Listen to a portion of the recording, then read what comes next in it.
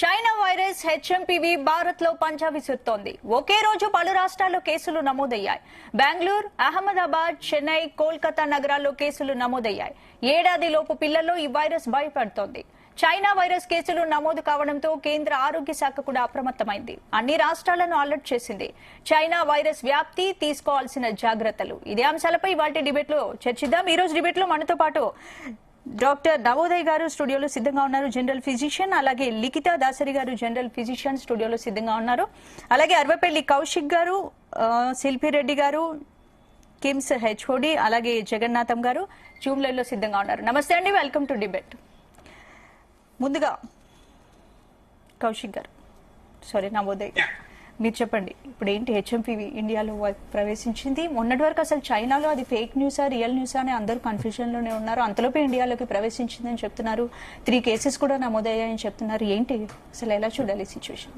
అందరికీ తెలిసింది ఏంటంటే హెచ్ఎంపీవీ కొత్తగా ఏదో చైనాలో డిటెక్ట్ అయింది అని చెప్పేసి అనుకుంటున్నారు. కానీ అది గ్లోబల్ గా 60 సంవత్సరాలకి వెళ్ళి ఉంది. అయితే ఇప్పుడు ఎందుకు దీని మీద అంతగా ఇంట్రెస్ట్ వచ్చింది అంటే నెంబర్ ఆఫ్ కేసెస్ ఎక్కువ అయినాయి కాబట్టి. సో ఈ వైరస్ ఆల్రెడీ ఎగ్జిస్టింగ్ లో ఉంది. ఈ వైరస్ చిన్నపిల్లల్ని, పెద్దవాళ్ళని, అడల్ట్స్ ని ఎఫెక్ట్ చేస్తుంది. మనకి దీనిలో ఆల్రెడీ టెక్నిక్స్ ఉన్నాయి ఐడెంటిఫికేషన్ కి. సో ఇది రోజువారీ జలుబులాగా మనకి ఎఫెక్ట్ చేస్తుంది కాబట్టి ఎక్కువ మంది సింపుల్ సిమ్టమ్స్ తో 4 to 5 days లో రికవర్ అవుతారు. కాబట్టి దీని మీద ఎక్కువగా కాన్సన్ట్రేషన్ లేదు.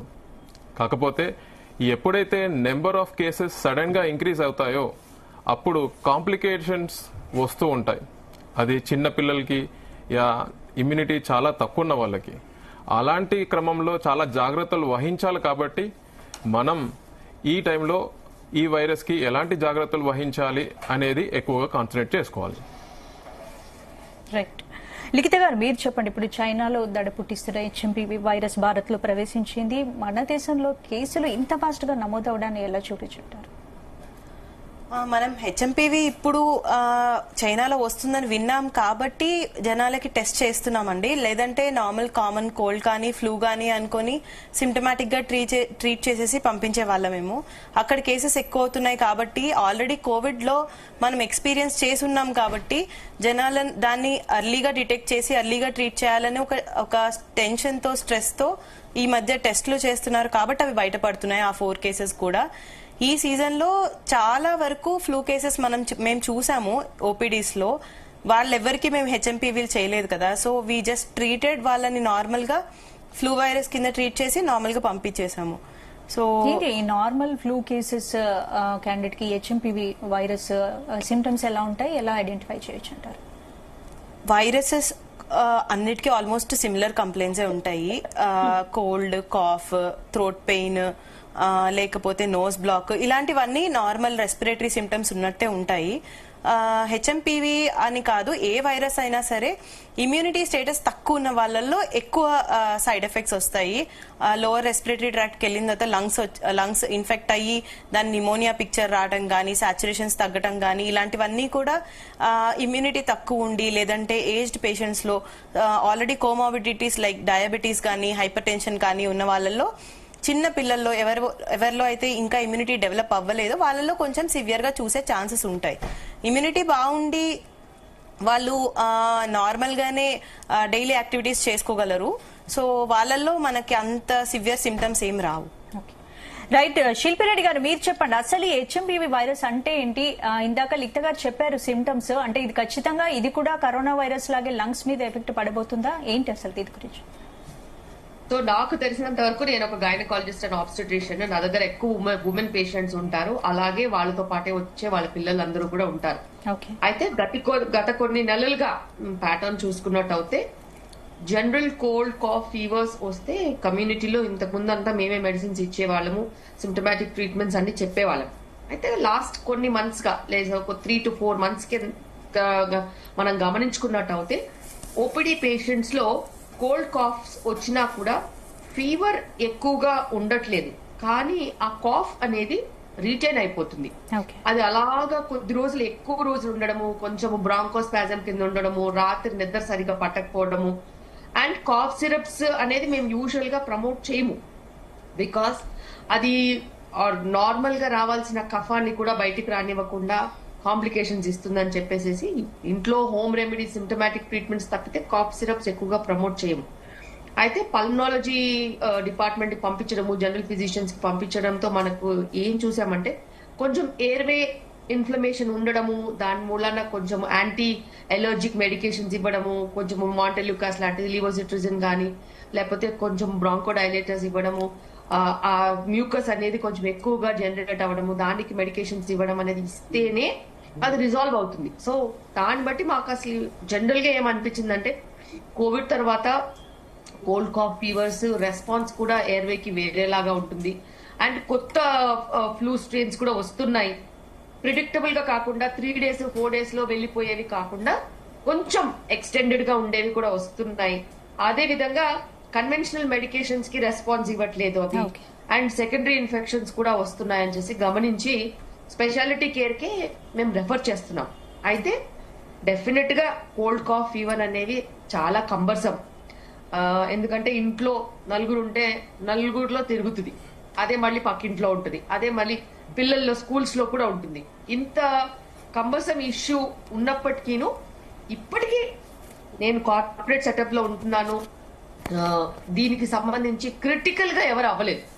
సో కొంచెం లాంగ్ టర్మ్ గా టైం పడుతోంది హీల్ అవ్వడానికి. ప్రెగ్నెంట్ ఉమెన్ స్పెషలీ ఒక 2-3 days 5 days లో పోయే కాఫ్ కోల్డ్ కొద్దిగా ఒక 15 days అలా ఉంటుంది. అండ్ దానికి అసోసియేటెడ్ గా కొన్ని ఉండే సిమ్టమ్స్ కూడా ఉంటున్నాయి. జనరల్ వీక్నెస్, తినాలనిపించకపోవడము, వెయిట్ లాస్ ఇలాంటి కొన్ని రెగ్యులర్ గా కంటే డిఫరెంట్ ప్యాటర్న్ చూస్తున్నాం, కానీ ఏవి సీరియస్ అవ్వట్లేదు. And when it is a viral infection, అది ఏం వైరస్ అనే దానికంటేను నేను బిలీవ్ చేసేది ఏంటిదంటే డెఫినెట్ గా అది నీలో ఎంత ప్రమాద స్థాయిలో ఉంది, దాన్ని నువ్వు ఏం చేస్తున్నావు, ఫుడ్ ఏం తీసుకుంటున్నావు, రెస్ట్ ఏం తీసుకుంటున్నావు, మెడికేషన్స్ ఏం తీసుకుంటున్నారు, సిమ్టమాటిక్ మెడికేషన్స్ ఏం తీసుకుంటున్నారు, మాస్క్ కరెక్ట్ గా వేసుకుంటున్నారా లేదా, వేరే వాళ్ళకి రాకుండా జాగ్రత్త పడుతున్నారా లేదా, ఇలాంటి కొన్ని ఇంపార్టెంట్ థింగ్స్ ఉంటాయి. తప్పితే కమ్యూనిటీ అన్న తర్వాత స్ప్రెడ్ ఉండే ఛాన్సెస్ ఉంటాయి, అందరికీ వచ్చే ఛాన్సెస్ ఉంటాయి. సో మనము హడావిడి చేయకుండా, అందరినీ పానిక్ మోడ్ లో తీసుకెళ్లకుండా ప్రశాంతంగా యూనివర్సల్ ప్రికాషన్స్ తీసుకుంటూ ఏదన్నా మోర్ దెన్ సిమ్టమ్స్ కనుక గమనించుకున్నట్టు అయితే రిపోర్ట్ చేసి కరెక్ట్ ఫిజిషియన్ కానీ పల్మనాలజిస్ట్ కానీ చూయించుకుంటే డెఫినెట్ గా ఇప్పుడు ఇది పానిక్ అయ్యే సిచ్యువేషన్ కాదు. గత కొన్ని నెలలుగా కూడా మనం చూస్తున్నాము వచ్చే కోల్డ్ కాఫ్ ఫీవర్స్ టైం తీసుకున్నప్పటికీ అందరూ రికవర్ అవుతున్నారు. సీరియస్ అయిన పర్సన్స్ ప్రస్తుతానికి లేరు, ఎందుకంటే కమ్యూనిటీలో ఎక్కడ సీరియస్ అయినా కూడా మాకు కేసెస్ రిపోర్ట్ అవుతాయి. సో మాకు కేసెస్ రిపోర్ట్ అవ్వట్లేదు అని అంటే సీరియస్నెస్ ఇంకా లేదని అందరం జాగ్రత్త తీసుకుంటే ఖచ్చితంగా దీన్ని మనం కంట్రోల్ చేసుకోవచ్చు. కౌశిక్ గారు, ఇప్పటికే ఇండియాలో వైరస్ ఎంటర్ అయిపోయింది, 4 కేసులు కూడా నమోదయ్యాయని చెప్తున్నారు. కాబట్టి ఏంటి అసలు ఇది కరోనా లాగే స్ప్రెడ్ అయిపోయి 1000 కేసులకు వెళ్లే ఛాన్స్ ఉందా? దీన్ని ఇక్కడే కట్టడి చేయాలంటే ఏం చేయాలంట? సో మనము ఇప్పుడైతే హెచ్ఎంపీవీ వైరస్ గురించి మాట్లాడుతున్నామో అది కూడా కరోనా వైరస్ లాంటిది, ఇది కూడా వైరసే. It requires human host for multiplication. అది మన బాడీలోకి వచ్చినాకనే it will multiply into multiple things and then again same type of spread, upper respiratory tract infection. So droplet spread కానివ్వండి, లేకపోతే ఐ నుంచి వచ్చే మన వాటర్ నుంచి కానివ్వండి, సెక్రీషన్స్, బాడీ సెక్రీషన్స్ నుంచి యూజువల్లీ స్ప్రెడ్ అవుతుంది. సో అప్పుడు కరోనాలో మనం ఏదైతే ప్రికాషన్స్ తీసుకున్నామో, any viral infection, any cough, cold, ఫ్లూలో ఉన్నప్పుడు పక్కన వాళ్ళకి రాకూడదు అంటే మనం యూజ్ చేయాల్సినవి అదే. Same we have to use the mask when we are sick or the other person is sick, and we should cover while coughing or sneezing, and use sanitizer or hand wash regularly. So these are the ఇవే మనం regular గా మనం వాడాల్సిన precautions. So అంతకుముందు మనం చూసినట్టయితే ఇప్పుడు corona లాగా ఇది స్ప్రెడ్ అవుతుందా అంటే we cannot know. As of today we have very limited information, చాలా తక్కువ ఇన్ఫర్మేషన్ ఉంది.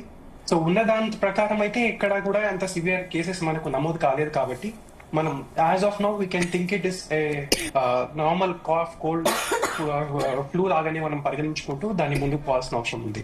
ప్లస్ మీరు అడిగారు ఇందాక ఏంటంటే అసలు మరి ఇంతకుముందు ఎప్పుడు లేని విధంగా ఇప్పుడు ఎందుకు హెచ్ఎంపీవీ అని మనం కొత్తగా వింటున్నామని. సో హెచ్ఎంపీవీ వైరస్ ఎప్పటి నుంచో ఉంది, బట్ ఏంటంటే మనకు one possibility could be a post lock మన pandemic rebound.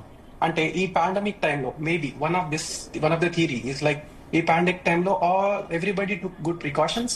Nobody exposure to the common viruses like ఈ రెస్పిరేటరీ సిన్సిషియల్ వైరస్ కానివ్వండి, లేకపోతే ఇప్పుడు మనం మాట్లాడుతున్న ఈ వైరస్ కానివ్వండి, దీనికి ఎక్కువ ఎక్స్పోజ్ కాలేదు. దో మన హోస్ట్ ఇమ్యూనిటీ అంత maybe was not prepared for this virus.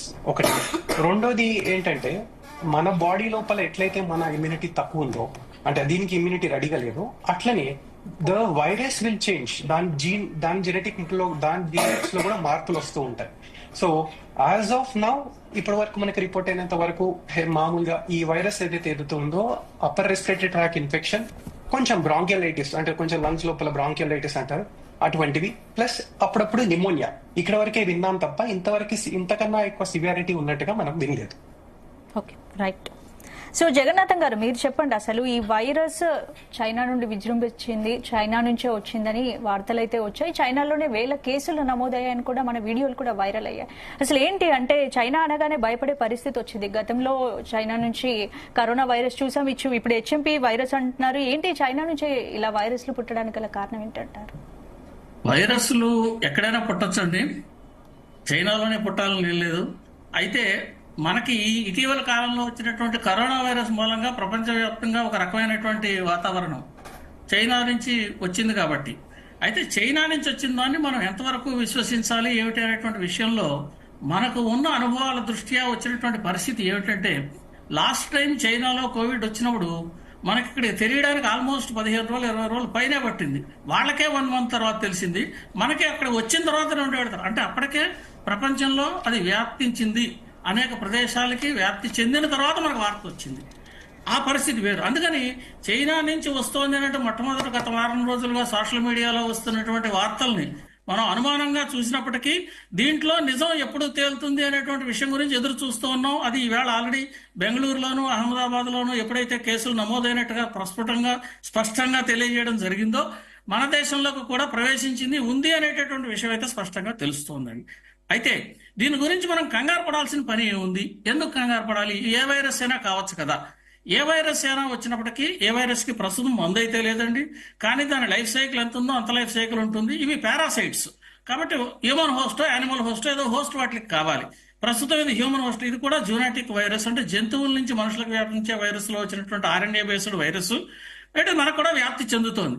ఇప్పుడు మనం ముఖ్యంగా దీని గురించి ప్రత్యేకించి ఆలోచించాల్సిన విషయం ఎందుకు వచ్చింది అంటే, చైనాలో ఇప్పుడే రమారమి 300 మంది దాకా మరణాలు కూడా సంభవించాయనేటువంటి వార్త వచ్చింది. వాళ్ళ దగ్గర నుంచి వచ్చినటువంటి ఒక వార్త వచ్చింది అంటే దాన్ని మనం కొంచెం యాంప్లిఫికేషన్ లో చూడాలి తప్పితే తక్కువగా చూడడానికి వీల్లేదు.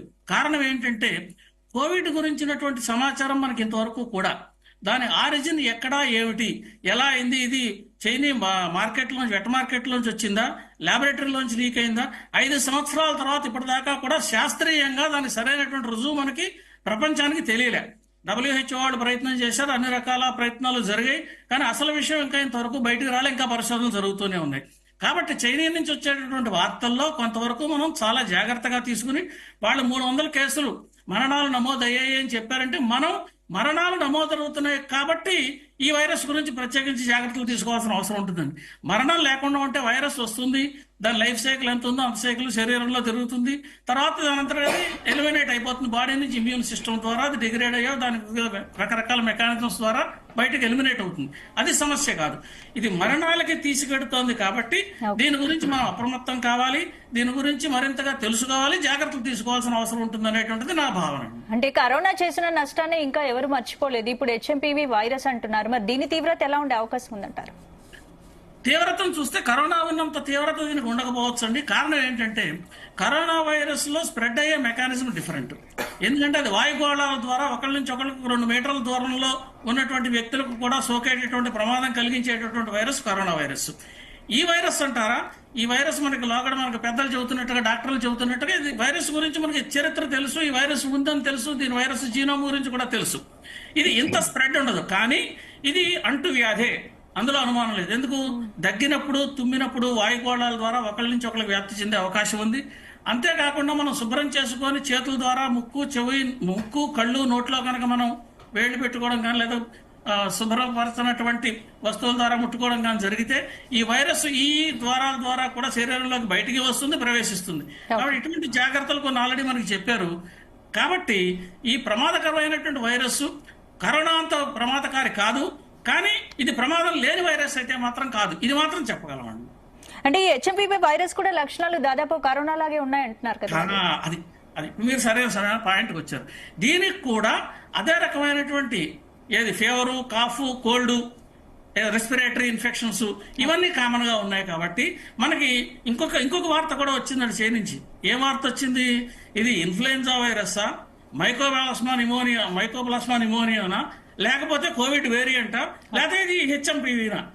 వాళ్ళు కూడా మనకి ఏ విధంగానూ స్పష్టంగానూ చెప్పకుండా సోషల్ మీడియాలో వచ్చిన వాటిని బట్టి హ్యూమన్ మెటానిమో వైరస్ అనేటువంటి ఒక నిర్ధారణ చేశారు. కాబట్టి మన దేశంలోనే ఒకసారి వచ్చింది అనుకోండి, ఏ పరిస్థితుల్లో వెళ్ళాలి మనకి డాక్టర్లు సూచిస్తున్నట్టుగా ఇది కంటిన్యూస్ గా ఒక 3-4 రోజులు పెర్సిస్టెంట్ గా కనుక టెంపరేచర్ తగ్గకపోవడం, వ్యాధి తీవ్రతగా ఉండడం, ఇటువంటి పరిస్థితులు ఉంటే తప్పనిసరిగా అక్కడికి పెడతాం. ఏమిటంటే వాళ్ళు సిమ్టమాటిక్ ట్రీట్మెంట్ చేస్తారా, ఏం చేస్తారనేది డాక్టర్లు నిర్ధారణ చేస్తారు. అయితే డాక్టర్లు నిర్ధారణ చేసేటప్పుడు కూడా ఇది కరోనా వైరస్ అయితే ఓ రకమైనటువంటి జాగ్రత్తలు తీసుకోవాల్సి వస్తుంది, ఈ నిమోనియా హెచ్ఎంపీవీ అయితే ఒక రకమైనటువంటి జాగ్రత్తలు తీసుకోవాల్సింది, మిగతావి అయితే వేరే రకమైనటువంటి జాగ్రత్తలు తీసుకోవాల్సి వస్తుంది. కాబట్టి గుర్తించడం దగ్గర ముఖ్యంగా చిన్నపిల్లలకి, వృద్ధులకి, ఇమ్యూనో కాంప్రమైజ్ అయిన వాళ్ళకి వస్తుంది అనేటువంటి విషయం ఒకటి మనకి స్పష్టంగా తెలుస్తోంది. కాబట్టి దీన్ని గుర్తించడానికి సరిపడా టెస్ట్ కిట్లు మనం రెడీ చేసుకుని సంసిద్ధంగా ఉండడం అనేటువంటి అవసరం అనేటువంటిది అయితే స్పష్టంగా తెలుస్తుంది. ఆ జాగ్రత్తలు తీసుకుంటే మనం గుర్తించినప్పుడు అప్పుడు ఇది ఫలానా హెచ్ఎంపీవీ వైరస్ అంటే అప్పుడు ఐసోలేషన్ వార్డులో పెట్టాలా, సెపరేట్ గా ట్రీట్మెంట్ చేయాలి, ఏమిటనేటువంటి డాక్టర్ల తీవ్రతను బట్టి నిర్ధారణ చేస్తారు. అంటువ్యాధి అనేటువంటిది మాత్రం ఖాయం, తప్పనిసరిగా ఇది ఒకళ్ళ నుంచి ఒకరికి సోకేటటువంటి అంటువ్యాధి, అందులో అనుమానం లేదు. రైట్. నవోదయ్ గారు, ఇప్పుడు కరోనా అటాక్ అయిన తర్వాత చాలా మంది దాని సైడ్ ఎఫెక్ట్స్ ఉన్నాయి, సైడ్ ఎఫెక్ట్స్ ఇలా సఫర్ అయ్యాం అలా సఫర్ అయ్యామని చెప్తూ వస్తున్నారు, ఇప్పటికీ అంటూ ఉన్నారు ఏ ఇష్యూ వచ్చినా అది కరోనా ఎఫెక్ట్ అని చెప్తున్నారు. మరి ఏంటి హెచ్ఎంపీవీ వైరస్ తీవ్రత ఎలా ఉండబోతోంది? మనకి వైరస్లు చాలా ఉన్నాయి ఈ లోకంలో, కానీ అన్ని వైరసెస్కి టెస్ట్ చేయం. ఈ కరోనా వైరస్ ఎందుకు సెపరేట్గా మనం ఆలోచించామంటే దాని యొక్క ప్రభావం, దాని యొక్క స్ప్రెడబిలిటీ చాలా ఎక్కువగా ఉండే. సో అంత ర్యాపిడ్గా స్ప్రెడ్ అయింది కాబట్టి ఇమ్యూనో కాంప్రమైజ్డ్ ఎవరైతే ఇమ్యూనిటీ తక్కువ ఉంటుందో వాళ్ళు బయట కనిపించదు. సో ఎవరైతే ఇమ్యూనిటీ తక్కువ ఉందో వాళ్ళకి అది సోకినప్పుడు చాలా తీవ్ర ప్రభావం తీసుకొచ్చింది. ఇప్పుడు కూడా ఈ వైరస్ గురించి ఎందుకు మాట్లాడుతున్నామంటే నెంబర్ ఆఫ్ కేసెస్ ఎక్కువైనాయి. అయితే ఏ వైరస్ అయినా వాటి యొక్క కాంప్లికేషన్స్ తీసుకురావాలి అంటే బేసిక్గా డిపెండ్ అయ్యేది ఇమ్యూనిటీ. ఆ మనిషి యొక్క ఇమ్యూనిటీ చాలా తక్కువగా ఉంటే ఎవరికి తక్కువ ఉంటుంది అనేది మనకి తెలిస్తే మనం ఈజీగా చూడొచ్చు. కానీ కామన్గా చెప్పుకునేది ఏంటి అంటే పిల్లల్లో, వృద్ధుల్లో అండ్ ఆల్రెడీ క్రానిక్ డిసీజ్ ఉన్న వాళ్ళకి, లేదంటే ట్రాన్స్ప్లాంటేషన్ అయిన వాళ్ళకి, సీకేడి కిడ్నీ డిసీజ్ ఉన్న వాళ్ళకి కామన్గా ఇమ్యూనిటీ తక్కువ ఉంటుందని చెప్తాం. పిల్లల్లో కూడా ఇంకా లోతుగా చూస్తే ప్రిమెచ్యూరిటీ అంటాం, అంటే నెలలు నిండకుండా పుట్టిన వాళ్ళకి, ఇలాంటి బేబీస్కి ఇమ్యూనిటీ ఫుల్గా డెవలప్ కాదు కాబట్టి వీళ్ళు కూడా ఒక రిస్క్ గ్రూప్లో ఉంటారు. ఇలాంటి గ్రూప్స్లో మాత్రం మనం సర్వసాధారణంగా చూసే సిమ్టమ్స్తో పాటు కొన్ని సివియర్ సిమ్టమ్స్ చూస్తాం. వీళ్ళకి హాస్పిటలైజేషన్ అవసరమయ్యే ఛాన్స్ ఉంటుంది. ఎందుకు? వాళ్ళకి ఆక్సిజనేషన్ తక్కువ ఉండడము, severity of symptom like wheezing అంటే పిల్లి కూతలు అంటాం, ఇవి ఎక్కువగా ఉండడము, దగ్గు ఎక్కువగా ఉండి తెమ్మడ రావడం, ఇలాంటి సిమ్టమ్స్ ఎక్కువగా ఉన్నప్పుడు వాళ్ళకి సపోర్టివ్ ట్రీట్మెంట్ ఇవ్వాలి అంటే ఇలాంటి పేషెంట్స్ హాస్పిటలైజ్ కావాలి. మరి ఎలా తెలుస్తుంది అంటే సిమ్టమ్స్ అనేది రోజువారీగా చూసుకుంటే క్రమక్రమంగా సిమ్టమ్స్ యొక్క సివియారిటీ పెరుగుతుంది, అడిషనల్ సిమ్టమ్స్ వస్తున్నాయి, నేను మెడిసిన్స్ తీసుకుంటున్నాను కానీ అయినా ప్రభావం లేదు, నీరసం, నిస్సత్తువ, బీపీ, చెమటలు, బీపీ తక్కువ ఉండడం, చెమటలు పట్టడం, ఇలాంటి సిమ్టమ్స్ రోజువారీగా చూసుకుంటే ఎక్కువ అవుతున్నాయి, ప్రోగ్రెస్ అవుతుంది అన్నప్పుడు డాక్టర్ని సంప్రదించి ఖచ్చితంగా అడిషనల్ మెజర్స్ తీసుకోవాలి. ఎందుకంటే ఆక్సిజన్ అవసరం ఉన్నప్పుడు ఇంట్లో ఉండి ఆక్సిజనేషన్ ఏం చేయలేం. సో ఆక్సిజన్ కానీ, నెబులైజేషన్ కానీ, ఇంజెక్షన్స్ కానీ ఇవన్నీ అవైలబుల్గా ప్లస్ ఒక మానిటరింగ్ అనేది, క్లోజ్డ్ మానిటరింగ్ అనేది హాస్పిటల్లోనే మాత్రమే జరుగుతుంది. సో క్రమంగా సిమ్టమ్స్ తగ్గకుండా ఎవరికైతే తెలిసి ఇమ్యూనిటీ తక్కువ ఉండడం, డయాబెటీస్ కానీ, సీకేడీ, ట్రాన్స్ప్లాంట్ కానీ ఇలాంటి వాళ్ళు అశ్రద్ధ చేయకుండా డాక్టర్ని తొందరగా సంప్రదిస్తే చాలా మేలు అవుతుంది. రైట్, మనకి మరొక గెస్ట్ వరుణ్ రాజ్ గారు కూడా స్టూడియోలో జాయిన్ అయ్యారు. నమస్తే సార్. నమస్కారం. వరుణ్ రాజ్ గారు, మీరు చెప్పండి, ఇప్పుడు HMPV వైరస్ అనేది ఆల్రెడీ 4 కేసులు ఇండియాలో నమోదాయి. అంటే ఇది స్ప్రెడ్ అయిపోతూ ఉంటుందండి, మనకు తెలియదు. ఇమ్యూనికబుల్ డిసీజ్ అని ఆల్రెడీ నేను చెప్తున్నారు కాబట్టి మరి ఏంటి అసలు ఇది మనకు అటాక్ అయింది అనేది సిమ్టమ్స్ ఓన్లీ కాఫ్ కోల్డ్ ద్వారానే చేయొచ్చా, లేదంటే దీనికి ఏమైనా టెస్టులు చేయాల్సిన అవసరం ఉందంటారు? ఈ టెస్ట్లు అనేవి కోవిడ్కి ఏ విధమైనటువంటి టెస్టులు చేశాము అంటే ఆ కిట్స్ కానీ ఇవ్వని. So nasal swab and oral swab ఇవి రొటీన్ అనమాట. అంటే దేర్ ఇస్ నో సపరేట్ దానికి కిట్స్ కానీ లేకుంటే సపరేట్ ఇన్వెస్టిగేషన్స్ కానీ చేయడానికి లేదు. ఒక హిస్టరీ తీసుకుంటే సార్ చెప్పినట్టుగా ఈ వైరస్లు అనేవి ఇప్పుడు పుట్టినవి కావు. If you take the human ఎవల్యూషన్లో ఫస్ట్ ఈ ఆర్ఎన్ఏ వైరస్ అనేది, అంటే ఈ ఆర్ఎన్ఏ అనేది జెనెటికల్గా that is common spreading and దానికి ఉండేటటువంటి ఈ మ్యూటేషన్స్, అంటే if you take the mathematics different combinations of ఈ మ్యూటేషన్స్, అంటే డిఫరెంట్ కాంబినేషన్స్ ఆఫ్ అంకెలు తీసుకుంటే ఏదో ఒక కాంబినేషన్లో that has become the lethal. అప్పుడే మనకు పాండమిక్స్ వస్తాయి. ఈ పాండమిక్స్ అనేవి ఎప్పుడు రొటీన్గా రెగ్యులర్గా రావు, దానికి సైకిల్ లాగా వస్తూ ఉంటాయి. ఈ చాలా అంటే ఇంత షార్ట్ పీరియడ్, మొన్ననే కరోనా చూసాము, దాని నుంచి ఇంకా కంప్లీట్ గా బయట కూడా పడలేదు. అప్పుడే ఇంత షార్ట్ పీరియడ్ లో మళ్ళీ షార్ట్ పీరియడ్ ఏం లేదండి. ఇది నాకు తెలిసి ఇది పాండమిక్ కాదు. యూజువల్ గా ఒక 15 days లో మీకు తెలుస్తుంది ఇది నిజమైనటువంటి వైరసా లేకుంటే ఒక భయంతో కూడుకున్నటువంటి ఒక న్యూస్ కూడా అంత చిన్నగా మనం తీసేయడానికి లేదు. న్యూస్ కూడా చాలా పవర్ఫుల్. అది మైండ్లోకి ఎక్కిందంటే డెఫినెట్గా మనం చూసే పర్స్పెక్టివ్ అంతా మారిపోతుంది. సో ఒకవేళ అది నిజంగా ఉంటే మనం ఎంత మాట్లాడినా మనం ఎంత చేసినా కూడా ఆ వైరస్ ఎఫెక్ట్ అనేది కామన్ కోల్డా లేకుంటే ఫ్లూనా అనేది తెలిసిపోతుంది. And definitely it has to come down. యాక్చువల్గా మనం తీసుకునే ప్రికాషన్స్ కామన్ కోల్డ్ కానివ్వండి, కాఫ్ కానివ్వండి, ఈ ఇన్ఫ్లుయెంజా ప్రతిసారి వస్తూనే ఉంటాయి ఇవన్నీ. సో ఇమ్యూనిటీ వింటర్ సీజన్స్లో వస్తాయి అండ్ మన బాడీలో అంత ఈజీగా యాక్సెప్ట్ చేయదు బికాస్ ఇమ్యూనిటీ అనేది మళ్ళీ స్టార్ట్ అవుతుంది. అంటే ఈ కొత్త వైరస్కి మళ్ళీ మెమరీ ఇమ్యూనిటీ అని మళ్ళీ ఇంకోటి వస్తుంది అనమాట. నెక్స్ట్ టైం మళ్ళీ ఇదే వైరస్ వచ్చినప్పుడు ఆ ఇమ్యూన్ సెల్స్ రెడీగా ఉంటాయి. సో ఇలాంటి ఇమ్యూనిటీ అనేది డెఫినెట్గా జస్ట్ లైక్ మన సాఫ్ట్వేర్ మారినట్టుగా మన ఇమ్యూనిటీ మారుతూ ఉంటుంది అనమాట. So I think nothing to worry, but it takes little time. కొంచెం టైం మనం తీసుకుంటే ఈ న్యూస్లు ఇవన్నీ కూడా స్ప్రెడ్ అయిపోతాయి. ఎందుకంటే కరోనా వైరస్ కి వ్యాక్సినేషన్స్ కనిపెట్టి కొంచెం ప్రమాదం నుంచి అయితే తప్పించుకున్నాం. ఇప్పుడు HMPV వైరస్ ఒకవేళ స్ప్రెడ్ అయితే సిచ్యువేషన్ ఏంటి? అదే చెప్తున్నాను. ఒకవేళ స్ప్రెడ్ అయినా కూడా కరోనా వైరస్ కి తీసుకున్నటువంటి ప్రికాషన్స్ అండ్ కరోనా వైరస్ కి సంబంధించిన వ్యాక్సిన్స్ ఇవన్నీ డెఫినెట్ గా వస్తాయి. సో ఎన్నొచ్చినా కూడా ఈ వైరస్ అనేది మళ్ళీ మారుతూ ఉంటుంది. సో మనం ఎక్కువ భయపడాల్సిన అవసరం లేదు, అంటే ప్యానిక్గా ఉండాల్సిన అవసరం లేదు. Just we have to take the precautions. ఈ ప్రికాషన్స్ అనేవి డెఫినెట్గా మనకు ప్రాబ్లం వచ్చినప్పుడే మనం అంతా కాన్సన్ట్రేట్ చేస్తాం. ఎప్పుడైతే ఈ ప్రాబ్లం అంతా పోగానే మళ్ళీ న్యాచురల్గా అందరూ కలవడం అవన్నీ చేస్తారు. There is called heard immunity, అంటే ఒక కమ్యూనిటీలో ఉండే ఇమ్యూనిటీ ఒకళ్ళ నుంచి ఇంకోళ్ళకి వస్తూ ఉంటుంది అనమాట. That is actually protective and అది కూడా ఏర్పడుతుంది, ఈ వైరస్ కూడా ఏర్పడుతుంది అది.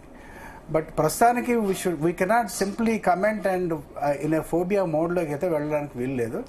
Just if you give the time and it is అలానే కేర్లెస్ చేయడానికి కూడా లేదు, అవేర్నెస్ పెంచుకోవాల్సిన అవసరం అయితే. yes the precautions are universal, డెఫినెట్గా యూనివర్సల్. లాస్ట్ టైం కూడా బిగినింగ్లో కోవిడ్ వచ్చినప్పుడు చాలా లైట్గా తీసుకొని జస్ట్ పారాసెటమాల్ వేసుకుంటే సరిపోతుందని అన్నారు. కానీ ఇంతకుముందు చెప్పినట్టుగా వైరస్ అనేది మ్యాథమెటికల్ కాంబినేషన్లో that was a lethal combination where exactly the pandemic happened. అది రకరకాలుగా ఊహాగానాలంటే అది వైరస్ ల్యాబ్లో నుంచి వచ్చింది అవన్నీ కూడా అన్నారు. బట్ ఆ ఇన్వెస్టిగేషన్లో అది ఇంకా బయటకు తేలలేదు. And definitely we have to consider that as a natural. So న్యాచురల్గా ఇవన్నీ అవుతుంటాయి. Okay, right. లిఖిత గారు, ఎక్కువగా ఇది చిన్నపిల్లల్లో పెద్ద వాళ్ళలో ఎక్కువగా వస్తుందని మనం వింటూ ఉన్నాం న్యూస్ ద్వారా. ఏంటి అంటే మంత్స్ బేబీలో వస్తుందా ఇది ఎక్కువగా చిన్నపిల్లలకి పెద్దవాళ్ళకి టార్గెట్ చేయడానికి కారణం? మంత్స్ బేబీలో ఇమ్యూనిటీ ఇంకా పూర్తిగా డెవలప్ అవ్వదండి. సో పెద్దవాళ్ళలో ఏంటంటే అవుట్ ఆఫ్ వాళ్ళ డైటరీ ఇంటేక్ కానీ అవన్నీ తగ్గిపోతాయి, వాళ్ళ యాక్టివిటీస్ అన్ని తగ్గిపోతాయి. కాబట్టి యూజువల్గా మంత్స్ బేబీ కానీ పెద్దవాళ్ళు కానీ వాళ్ళకి ఇమ్యూన్ సిస్టమ్ సరిగ్గా ఉండదు కాబట్టి దే ఆర్ మోర్ ప్రోన్. అలా కాకుండా మిడిల్ ఏజ్డ్ లేకపోతే వర్కింగ్ వీళ్ళందరిలో కూడా ఎవరైతే కోమార్బిడిటీస్ అంటే షుగర్, బీపీ, థైరాయిడ్ లేకపోతే ఒబేసిటీ, ఆస్తమా ఇలాంటి కండిషన్స్ ఉన్న వాళ్ళు కూడా they are not having proper immunity. అలాంటి వాళ్ళు కూడా they are more prone for infections. ఇది ఈ హెచ్ఎంపీవీ వైరస్ అని కాదు కానీ any virus or any viral infections they are more prone. So చిన్న వాళ్ళకి ఇంకొంచెం అంటే మంత్స్ బేబీకి ఇంకొంచెం ఎక్కువ జాగ్రత్తగా ఉండాలి. ఏంటి ఎక్కువగా చిన్నపిల్లలు వస్తుంది అంటున్నారు కాబట్టి మరి పేరెంట్స్ ఎలాంటి కేర్ తీసుకోవాలంటారు చిన్నపిల్లల విషయంలో? బేబీస్ పుట్టారనగానే ఫస్ట్ గెస్ట్స్ ఎక్కువైపోతారండి ఇంట్లో. సో అలాంటి క్రౌడ్స్ ని అంటే విజిటర్స్ ని అవాయిడ్ చేయడం ఫస్ట్ థింగ్. ఇంకోటి ఏంటంటే బేబీని ముద్దు చేయడానికి కోసం అని చెప్పి వెళ్ళి కిసెస్ పెట్టడం ఇలాంటివి చేస్తారు. సో మనం ఏదైతే మన నోట్లో కానీ వైరసెస్ ఏవైతే ఉన్నాయో అవి బేబీ తొందరగా అట్రాక్ట్ చేసుకొని వాళ్ళు సిక్ అయ్యే ఛాన్సెస్ ఎక్కువ ఉంటాయి. అండ్ వాళ్ళని బయటకు తీసుకెళ్లకుండా ఇంట్లోనే ఉంచడము, క్రౌడెడ్ ప్లేసెస్ కి తీసుకెళ్లకుండా ఉండడము ఇలాంటివి చేయొచ్చు. ఎల్డర్లీ అంటే ఇంకా వాళ్ళని కూడా సేమ్ బయటకు వెళ్లకుండా ఇంట్లో ఉంటూ ప్రాపర్ ఇమ్యూనిటీ మెయింటైన్ చేస్తూ డైట్ కానీ లేకపోతే హెల్దీ డైట్ మెయింటైన్ చేస్తూ బయట ఫుడ్స్ ఎక్కువ తినకుండా క్రౌడెడ్ ప్లేసెస్కి వెళ్లకుండా వెళ్ళిన మాస్క్ పెట్టుకొని వెళ్ళి అండ్ హ్యాండ్ వాష్ కానీ ప్రాపర్గా అలాగా బేబీని టచ్ చేసేటప్పుడు కూడా ముందు ఫస్ట్ హ్యాండ్ వాష్ చేసుకొని ఫ్రెష్ అప్ అయ్యి తర్వాత వెళ్ళి బేబీస్ని టచ్ చేయడము ఇలాంటి బేసిక్ ప్రికాషన్స్ కొన్ని తీసుకోవచ్చు. ఒకవేళ పేరెంట్స్ కనుక సిక్ అయితే మాస్క్ పెట్టుకొని వాళ్ళ దగ్గరికి వెళ్ళడము, ఫీడింగ్ ఇవ్వాలన్నా సరే మాస్క్ పెట్టుకొని ఇవ్వడము. అండ్ బాగా ఎక్కువ సిక్ ఉన్నప్పుడు మెడిసిన్స్ వాడుతున్నప్పుడు వాళ్ళు డైరెక్ట్ బ్రెస్ట్ ఫీడ్ ఇవ్వకుండా మెడిసిన్ కి ముందు తర్వాత కొంచెం గ్యాప్ ఇచ్చి తర్వాత ఫీడ్ ఇవ్వడము, అది ఎలిమినేట్ అవ్వడానికి అలాంటి ప్రికాషన్స్ తీసుకోవచ్చు. రైట్. కౌశిక్ గారు, ఇప్పుడు భారత్ లో నమోదవుతున్న హెచ్ఎంపీవీ వైరస్ కేసులో మరొక రకం అంటారా లేదంటే చైనాలో ఉన్న వేరియంట్ ఇది సేమ్ అంటారా కౌశిక్ గారు? మనము ఇంతవరకు ఎప్పుడూ మన ఇండియాలో టెస్ట్ చేయలేదు. మనకు ఎప్పుడైతే చైనా నుంచి న్యూస్ వచ్చిందో అంటే హెచ్ఎంపీవీ అనేది అక్కడ బాగా పెరిగిపోతుందనక then we started doing test. So ఇక్కడ ఏవైతే టెస్ట్లు చేశారో అప్పుడు బయటపడింది. సో అంతకుముందు కూడా మనకు ప్రతిసారి ఇదే సీజన్ లోపల mostly end of the winter are winter season లోపల ఏవైతే ఫ్లూస్ వస్తున్నాయో దాంట్లో చాలా వరకు కూడా హెచ్ఎంపీవీ ఉండి ఉండొచ్చు. బట్ ఏంటంటే ఇప్పుడు మనం టెస్ట్ చేయడం వల్ల బయటపడుతుందా లేకపోతే అది నిజంగానే అక్కడ వేరియంటా అనేది అంటే ఆ వేరియంట్ చెక్ చేస్తే తప్ప మనం చెప్పలేము. ఒకటి ప్లస్ రెండోది వీ డోంట్ హ్యావ్ అంత అంటే ఎప్పుడు కూడా ఇంతవరకు మనము అవసరం రాలేదు. ఎందుకంటే ఇన్ని కేసెస్ ఎప్పుడు నమోదు కాలేదు కాబట్టి ఎప్పుడు మనం టెస్టింగ్ కూడా అవసరం పడలేదు. సో టెస్టింగ్ మనం ఆర్టీపీసీఆర్ చేస్తే ఎట్లయితే కోవిడ్ కి చేసినట్టే దీన్ని కూడా పీసీఆర్ టెస్టే చేస్తారు. సో ఈ పీసీఆర్ టెస్ట్ అనేది it is not readily available everywhere. అన్ని చోట్ల అది అంత అవైలబుల్ కాలేదు ఇంకా. ప్లస్ అంతకుముందు ఏదైతే కోవిడ్ కి కిట్స్ అయితే ఉన్నాయో, కోవిడ్ కిట్ ర్యాపిడ్ కిట్స్ ఏవైతే ఉన్నాయో ఆ ర్యాపిడ్ కిట్స్ లాంటివి ఈ ప్రజెంట్ ఉన్న ఈ ఇన్ఫెక్షన్ కూడా ఇంకా అవైలబిలిటీలోకి రాలేదు. సో ఇప్పుడు మనం ఏవైతే ర్యాండమ్ గా శాంపిల్స్ తీసుకొని సెలెక్ట్ చేసామో డౌట్ఫుల్ గా అనిపించి అందులో నమోదైన ఈ కేసులు. But still we cannot say అది మన చైనా నుంచి వచ్చిన వైరస్ అయినా లేకపోతే ఇక్కడ మనకు నమోదైన నార్మల్ హెచ్ఎంపీ వైరస్ అయినా అనేది. అంటే ఏంటి హెచ్ఎంపీవీ వైరస్ కూడా మ్యుటేషన్ అవుతుందా? ఒకవేళ అది స్ట్రాంగ్ వేరియంట్ అయితే పరిస్థితి ఎలా ఉంటుంది అసలు? ఎనీ వైరస్ కెన్ అంటే ఇప్పుడు మన ఇన్ఫ్లుయెన్సా వైరస్ గురించి మనం ఎప్పటి నుంచో వింటూ ఉంటాం. ఆ ఇన్ఫ్లుయెన్సా వైరస్ ప్రతిసారి సైక్లికల్ గా దాని లోపల మ్యూటేషన్స్ వస్తూ ఉంటాయి. అట్లానే దీంట్లో కూడా ఈ మన కోవిడ్ ఉంది. కోవిడ్ అనేది కరోనా వైరస్ ఎప్పటి నుంచో ఉంది. కరోనా వైరస్ అంతకుముందు ఓన్లీ కాఫ్ కోల్డ్ మాత్రమే వచ్చేది దానివల్ల. సో ఎప్పుడైతే దాంట్లో మ్యూటేషన్ వచ్చిందో అది లీతల్ వేరియంట్ గా ఇందాక డాక్టర్ గారు చెప్పినట్టుగా లీతల్ వేరియంట్ గా మారినప్పుడు అది మొత్తం స్ప్రెడ్ అయ్యి దానికి మనకు పాండమిక్ లాగా మారింది. సో ఈ హెచ్ఎంపీవీ కూడా పాండమిక్ అవుతుందా, అంత లీతల్ అవుతుందా అంటే we can wait, we have to wait and see అంతే తప్ప యాజ్ ఆఫ్ టుడే మనకున్న ఆన్సర్ మాత్రం అంత సివియారిటీ లేదు. చూసినంత వరకు అయితే మాత్రం అంత సివియారిటీ లేదని చెప్పుకోవచ్చు. రైట్. జగన్నాథం గారు, ఇప్పుడు మన ఇండియా కంట్రీ చాలా పాపులేషన్ ఉన్న కంట్రీ, మరి మన కంట్రీలో ఇది స్ప్రెడ్ అయితే హెచ్ఎంపీవీ వైరస్ స్ప్రెడ్ అయితే మరి ఏంటి అసలు కంట్రోల్ చేయడం సాధ్యమే అంటారా? ప్రస్తుతం అయితే అంత పానిక్ బటన్ ప్రెస్ చేయడం సిచ్యువేషన్ అయితే లేదండి.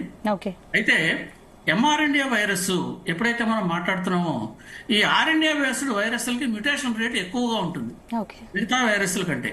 కాబట్టి అందుకనే కోవిడ్ లో కూడా మనకు వేరియంట్స్ చాలా కనిపించాయి.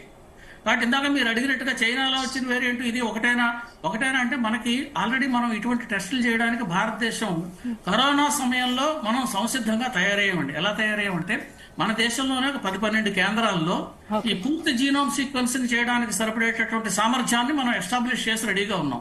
కాబట్టి ఇప్పుడు ఈ వైరస్ ఎక్కడెక్కడైతే వ్యాప్తి చెందిందో, ఈ వైరస్ అని గుర్తించారో దాన్ని తీసుకుని జీనోమ్ సీక్వెన్సింగ్ త్వరితగతిని చేసేటటువంటి శక్తి సామర్థ్యాలు మన దగ్గర ఉన్నాయి. కాబట్టి అది ఒరిజినల్ వైరసా వేరియంట్ అన్నది కూడా మనం నిర్ధారించగలిగేటువంటి శక్తి సామర్థ్యాలు మన దేశంలో ఉన్నాయి. రెండోది, మనకి ఇంకా PCR కిట్లు తయారు కాలేదు. మనకి లోగడ మనకు ఉండేటువంటి అనుభవాల దృష్ట్యా కరోనా ద్వారా మన డాక్టర్లు కానీ మన శాస్త్రవేత్తలు కానీ ఆ కరోనా సమయంలో ఎక్వైర్ చేసినటువంటి నాలెడ్జ్, ఎక్వైర్ చేసినటువంటి అనుభవం, దీని ద్వారా PCR కిట్లు తయారు చేయడం కూడా త్వరితగతిని చేసేటటువంటి శక్తి సామర్థ్యాలు ఉన్నాయి. కాబట్టి మనం ఆ మోడ్లోకి వెళ్ళి లార్జ్ స్కేల్లో కాకపోయినా మనకు అవసరమైనటువంటి స్కేల్ కొంత ప్రెడిక్షన్ ఉంటుందండి. ఇలాంటి వాటిల్లో ఇది ఎంత రేట్లో స్ప్రెడ్ అవుతుంది అనేటువంటిది కొంత ప్రెడిక్షన్ చేయొచ్చు థియరిటికల్ గా. ఆ ప్రెడిక్షన్స్ బట్టి దానికి సరిపడా కిట్స్ అవి తయారు చేసుకుని సంసిద్ధంగా ఉండడం కొంతవరకు అవసరం. ముఖ్యంగా కారణం ఏంటంటే దీంట్లో వాళ్ళు డెత్ ని రిపోర్ట్ చేస్తున్నారు. డెత్ రిపోర్ట్ చేయకపోతే మనకు అసలు సమస్య లేదండి. ఏ వైరస్ వచ్చినప్పటికీ కూడా డాక్టర్ల దగ్గరికి వెళ్తే వాళ్ళు ఏదో మార్గం చూపిస్తారు, బయట పారేస్తారు. డెత్ ని రిపోర్ట్ చేస్తున్నారు కాబట్టి అందులో మ్యూటేషన్స్ లో లీతల్ మ్యూటేషన్ వచ్చింది అంటే is it variant of concern, is it variant of interest, ఇలా రెండుగా క్లాసిఫై చేశారు. Variant of interest, variant of concern గా మారింది అంటే అది ప్రమాదకర పరిస్థితుల్లోకి వస్తోంది అని.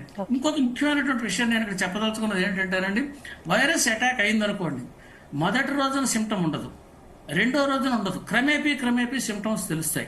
అంటే వైరస్ అటాక్ అయినటువంటి వ్యక్తి కూడా 3-4 రోజుల తర్వాతే సిమ్టమ్స్ పెరిగి జ్వరాలు, దగ్గులు, రొంపలు ఇవి తీవ్ర స్థాయికి పెడతాయి తప్ప ప్రారంభంలో ఉండవు. కానీ ఈ వైరస్ కి ఎప్పుడైతే వ్యాప్తి చెందించేటటువంటి గుణాలు ఉన్నాయో, ఈ ప్రారంభ దశలో ఉన్న వాళ్ళకు వచ్చినటువంటి ఇన్ఫెక్షన్స్ వాళ్ళు కూడా పక్క వాళ్ళకి వ్యాప్తి చేసేటటువంటి అవకాశం ఉంటుంది. కాబట్టి మైల్డ్ సిమ్టమ్స్ వచ్చినప్పటికీ కూడా కొంత జాగ్రత్తలు తీసుకోవడం అవసరం అని మనం ఈ మాధ్యమాల ద్వారా చెప్పడం అనేటువంటి చాలా అవసరం అండి.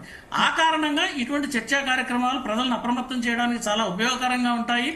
అలా డాక్టర్లు చెప్పేటటువంటి సూచనలు, సలహాలు దీని మూలంగా ఏ రకమైనటువంటి జాగ్రత్తలు తీసుకోవడం తెలియడానికి కూడా చాలా ఉపకారిగా ఉంటాయి. కాబట్టి ఈ విషయం జాగ్రత్తలు తీసుకోండి అని చెప్పడానికి స్పష్టంగా ప్యానిక్ అవ్వండి. జగన్నాథం గారు, ఇప్పుడు ఆల్రెడీ కేసులు మనం చైనాలో వస్తున్నాయని అనుకునే లోపే 4 కేసులు ఎంటర్ అయిపోయాయి, 4 కేసులు నమోదయ్యాయి భారత్ లో.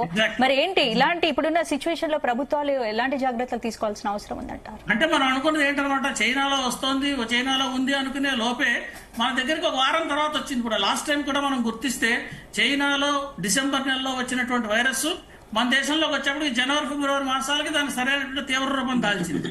అంటే మనకి వాళ్ళకి కొంత సమయం, ఒక నెలాళ్ళు 15 రోజులు సమయం ఉంటుంది. అది మనకి బార్డర్. అక్కడి నుంచి రాకపోకలు ఉంటాయి, ఈ రవాణా ఉంటుంది, వస్తు రవాణా ఉంటుంది, ప్రజల రవాణా ఉంటుంది, విమానాలు ఉంటాయి, ఓడలు ఉంటాయి. కాబట్టి వీటన్నిటి ద్వారా వచ్చేటటువంటి వ్యక్తులు ముందర అక్కడే స్క్రీన్ చేయాలి. ఇంత మునుపు ఏ రకంగా అయితే చేశారో ఆ రకమైన స్క్రీనింగ్ చేస్తూ ఉండడము.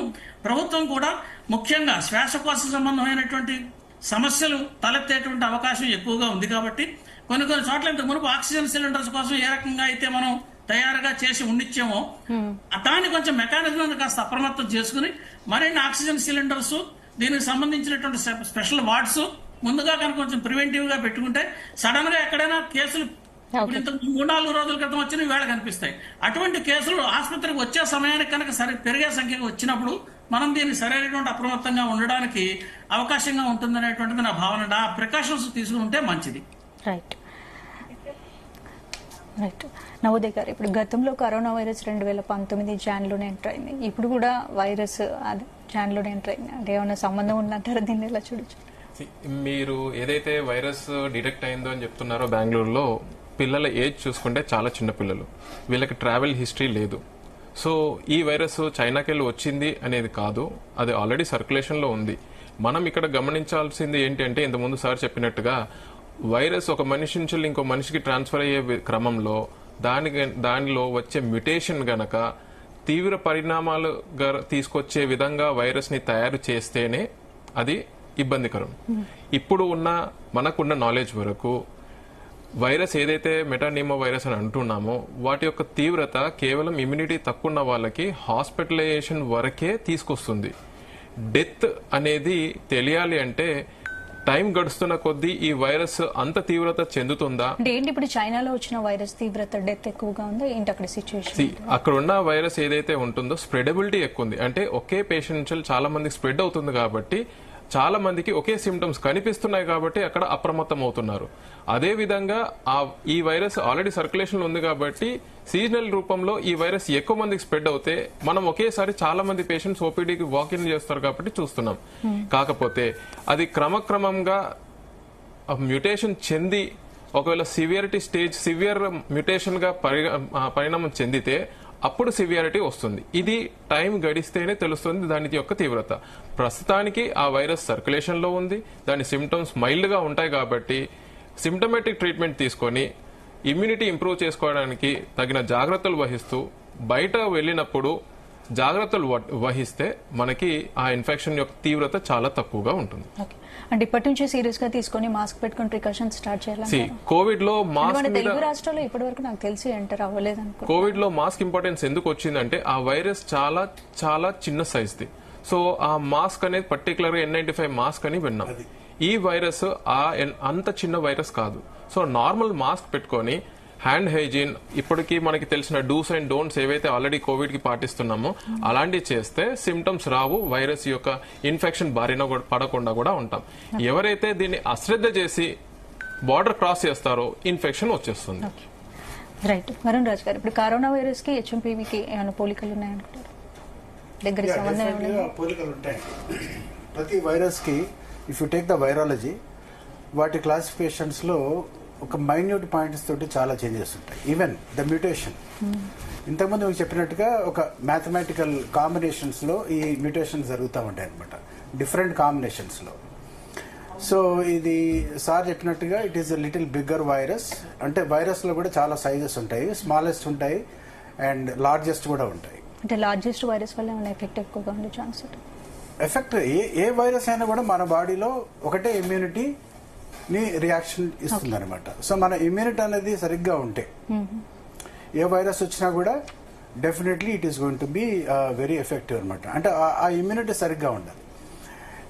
ఈ వక్తలందరూ చెప్పినట్టుగా ఈ రిస్క్ అంటే ఎవరైతే ససెప్టబుల్ క్యాండిడేట్స్ ఉంటారో, చిన్నపిల్లలు కానివ్వండి, వృద్ధులు కానివ్వండి, and what ever they set, వాళ్ళు చాలా ప్రికాషనరీ ఉండి అండ్ ఇమ్మీడియట్ గా వాళ్ళు సిమ్టమ్స్ ని గ్రహించి అండ్ త్వరగా హాస్పిటల్స్లో ఈ స్పెషలిస్ట్లో వాళ్ళతో చూయించుకొని ఆ టెస్టులు చేయించుకొని it is always very important at the beginning stage. This is called as damage control. Damage control అంటే మొత్తం లోపలికి ఎక్కిన తర్వాత ఇమ్యూనిటీని మొత్తం డ్యామేజ్ చేసిన తర్వాత మీరు ఎన్ని పెద్ద పెద్ద యాంటీబయాటిక్స్ ఇచ్చినా, ఎంత ఆక్సిజన్ పెట్టినా, ఎంత ఐసీయూలో పెట్టినా కూడా మ్యాజిక్స్ అయితే కావు. ఆల్వేస్ బిగినింగ్ స్టేజ్ లోనే మనం చూసుకోవాలి. ఈ identification of all the symptoms are like any flu or common cold. ఇప్పుడు ఈ జనవరి ఈ సీజన్ లో డిసెంబర్ జనవరిలో వచ్చేటటువంటి కామన్ కోల్డ్ వాటి లక్షణాలతోటే ఉంటుంది. ఇది సపరేట్ గా ఒక పర్టికులర్ గా వేరే రకమైనటువంటి సిమ్టమ్స్ లాగే ఉండదు. అప్పర్ రెస్పిరేటరీ ట్రాక్ట్ ఇన్ఫెక్షన్ ఇది ఇప్పుడు లేదు, కొన్ని డికేట్స్ నుంచి ఉంది. అండ్ డెఫినెట్ గా ససెప్టబుల్ క్యాండిడేట్స్ వాళ్ళు ప్రికాషన్ తీసుకోవాలి. ఇంట్లో ఉన్న వాళ్ళు కూడా definitely they have to watch their elderly people, they have to watch their kids. And ఒకవేళ ఏదైనా ఉంటే వెంటనే వాళ్ళు స్పెషలిస్ట్. అంటే ఎందుకు ఏం చెప్తారు జగన్నాథ్ గారు? ఇప్పుడు మీరు వరుణ్ రాజ్ గారు, ప్రతి వైరస్ చైనా నుంచే ఎందుకు? ఇంతకుముందు ప్రపంచ దేశాలు కూడా కొంత డౌట్ పెట్టాయి, చైనా నుంచే ఎందుకు వస్తుంది, ఏం చేస్తున్నారని. ఇప్పుడు కరోనా చూసాము, ఇప్పుడు HMPV కూడా అక్కడ నుంచి వస్తున్నారు. మీ ఒపీనియన్ ఏంటి? నిజంగా చెప్పాలంటే సైకాలజీలో ఒకటి పెద్ద ఫ్యాక్ట్ ఒకటి ఉంది. ఏదైతే మనకు మెమరీలో గట్టిగా ఇంపాక్ట్ తగులుతుందో ఫస్ట్ ఆ ఇంపాక్ట్ ని మనం మర్చిపోం అనమాట. సో చైనా అనేది ఒక particular system wear the information is చాలా గుట్టుగా ఉంటారు.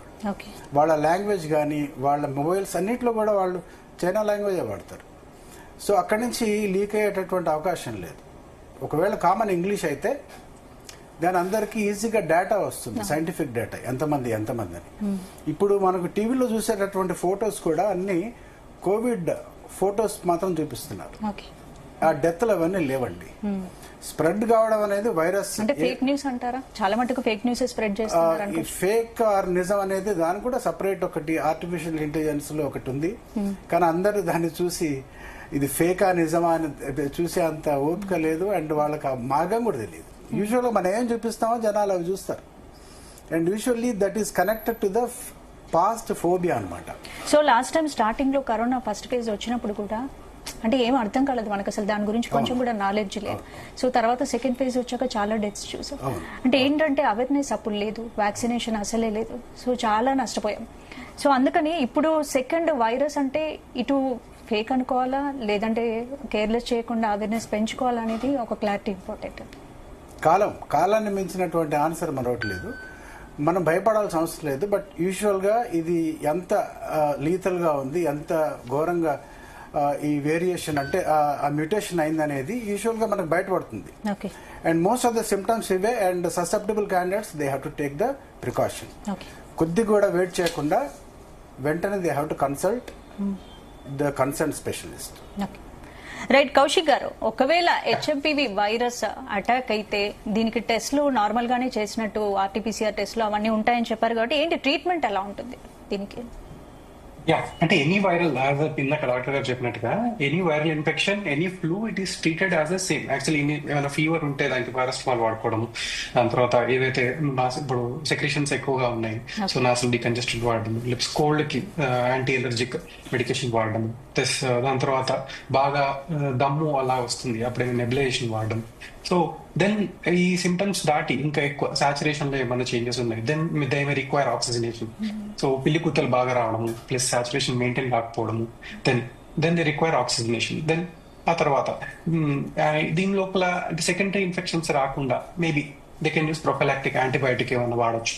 సో ఎందుకంటే ఎనీ వైరల్ ఇన్ఫెక్షన్ అంటే వైరల్ ఇప్పుడు ఇన్ఫెక్షన్ ఏదైతే upper respiratory tract, lower respiratory tract infection వచ్చినప్పుడు there is every chance that secondary bacterial infection వచ్చే అవకాశాలు కూడా ఉంటుంది. ఎందుకంటే అక్కడ ఆ సెక్రీషన్స్ ఆ ఎన్విరాన్మెంట్ ని నెక్స్ట్ ఇంకొక ఇన్ఫెక్షన్ బ్యాక్టీరియల్ ఇన్ఫెక్షన్ రావడానికి అనువుగా చేస్తుంది అనమాట. ఏదైనా మన నిమోనియా కానివ్వండి, లోవర్ రెస్పిరేటరీ ట్రాక్ ఇన్ఫెక్షన్స్ వచ్చినప్పుడు. అంటే గతంలో లాగానే ఐసోలేషన్ లో ఉండాల్సిన అవసరం ఏమన్నా ఉంటుందా? అది ఇందాక అంటే ఐసోలేషన్ అన్నప్పుడు then the size of the virus ఏదైతే ఉందో అది కూడా that comes in to the picture. ఇప్పుడు మనం N95 మాస్క్ లాంటిది వాడాల్సిన అవసరం లేదు, ఎందుకంటే అంత size of virus is relatively bigger కరోనాతో పోలిస్తే. But any infection any contagious infection ఉన్నప్పుడు మనము ఐసోలేషన్ కి వెళ్లాల్సి వస్తుంది. But how severe it is అనేది ఇంపార్టెంట్. ఒకవేళ ఇది లీతల్ వేరియంట్ అనుకోండి, దీంతో ఇఫ్ యూఆర్ రిపోర్టింగ్ లైక్ ఎక్కువ నెంబర్ ఆఫ్ ఇన్ఫెక్షన్స్ అవుతున్నాయి, లేదు ఎక్కువ సివియారిటీ ఆఫ్ ఇన్ఫెక్షన్ ఉంటుంది, then based on that the decision of isolation will come. Right. Jagannatham గారు, గతంలో కరోనా వల్ల లాక్డౌన్ పెడితే ఎంత నష్టపోయామో తెలుసు. పరిస్థితి అయితే ఇప్పటివరకు తెలుగు రాష్ట్రాల్లో కేసులు నమోదవ్వలేదు. ఒకవేళ సిచ్యువేషన్ వస్తే వారు లాక్డౌన్ పెట్టే పరిస్థితులు ఏమన్నా వస్తాయా? దీన్ని మొదటగా ఎలా కంట్రోల్ చేయాల్సిన అవసరం ఉందంట? ఇది ప్రస్తుతం ప్రారంభ దశలో ఉంది.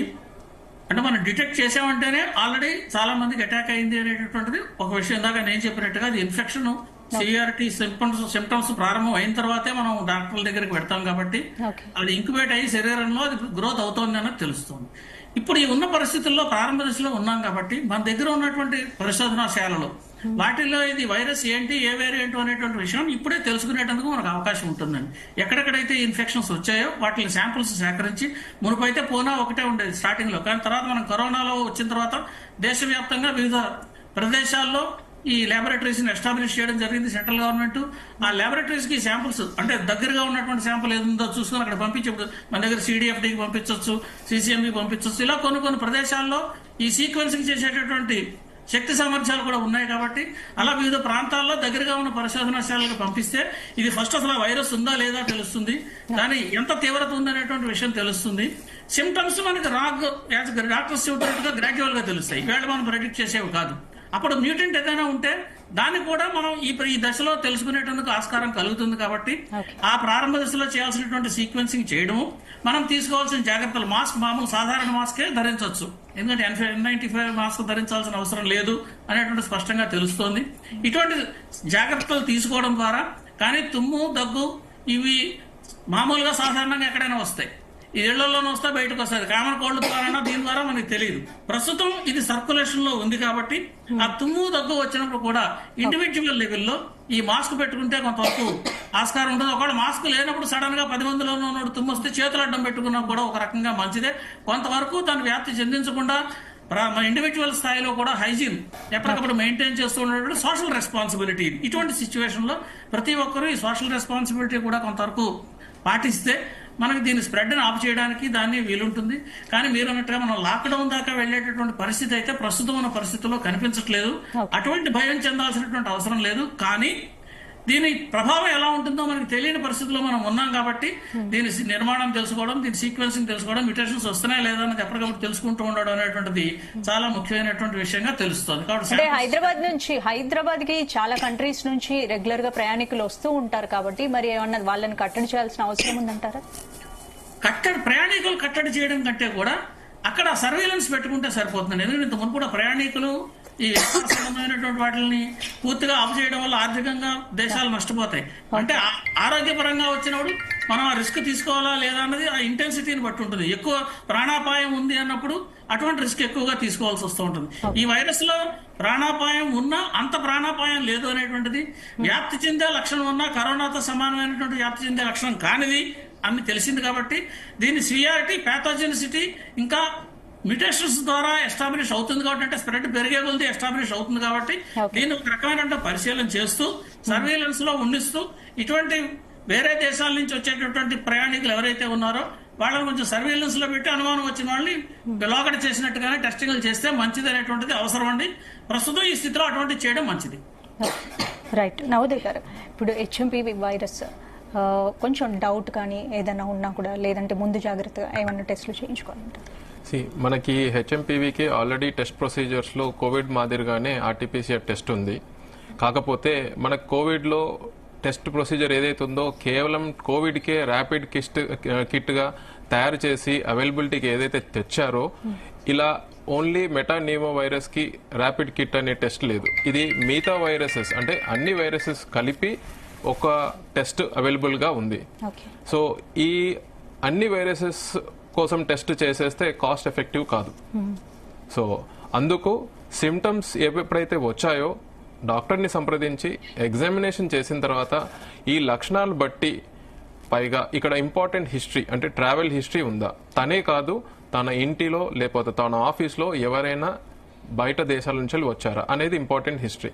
ఈ హిస్టరీ వచ్చిన తర్వాత ఎగ్జామినేషన్ చేసిన తర్వాత డౌట్ఫుల్ గా ఉంది అన్నప్పుడు ఫస్ట్ మెడిసిన్ స్టార్ట్ చేసిన తర్వాత బేసిక్ సిబిపి ఆ సిఆర్పి అనే టెస్టులు చేసిన తర్వాత ఇంకా ఈ పేషెంట్ కి టెస్టింగ్ ఖచ్చితంగా అవసరం. ఎందుకంటే కొద్దిగా సివియారిటీ సిమ్టమ్స్ కనిపిస్తున్నాయి అన్నప్పుడు టెస్ట్ చేసుకోవడం బెటర్. ఎందుకంటే అవైలబిలిటీ ఉన్న టెస్ట్ మాత్రం సింగిల్ గా మెటానిమో వైరస్ కి లేదు.